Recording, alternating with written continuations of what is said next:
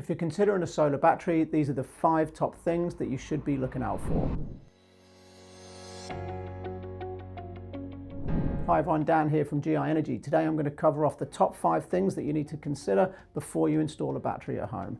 Number 1 is your load profile. The consultant or installer that you're dealing with should be asking you detailed questions about what appliances you use at home and when you use them, so they can build up a 24-hour load profile, and then also so they can look at how that behaves across the 4 seasons in the year, so they can start designing your system correctly. They should really also be looking at potential future loads. Are you going to buy an electric vehicle in the future? Are there going to be more people or less people in the house?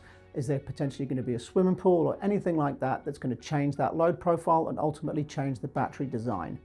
Number 2 is your backup requirements. It's very easy to ask the question, does this battery have backup? And the consultant comes back and says yes, and then moves on. Really, that part of the conversation in the design process should be very detailed. We need to know things like what exactly it is you want to back up, how long you want them backed up for, what happens when the sun doesn't come out the next day to recharge your battery, so how many days autonomy do you want? So there should be a lot of detail around the backup supply of that battery as well. Number 3 is the overall battery size. We've seen a lot of batteries since the federal battery rebate that are drastically oversized just because there's a rebate. Really what should be happening is they should be designed correctly so you've got the right amount of battery in terms of volume of energy to get you through the evenings, in the mornings the next day before the panels start working again, and then going back to backup if you want to recharge and have sort of full sustainability. How big does that battery need to be? Number 4, one that too often gets missed, is the inverter size. This is crucial because the inverter is the bottleneck for how much energy you can pull from the battery or push into the battery at any time.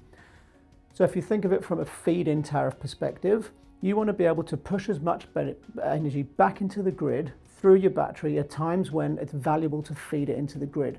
Typically this is peak evening times when everybody's using energy. If you've got a small inverter, you can only push a small amount back. A larger inverter will allow you to maximize that time window and get much better savings. So the inverter size is really, really crucial.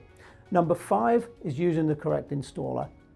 I've spoken a lot here about the design process, and it's something that does get skimmed over quite often, especially when installers are so busy with this huge increase in battery volume since the Cheaper Homes battery scheme was introduced.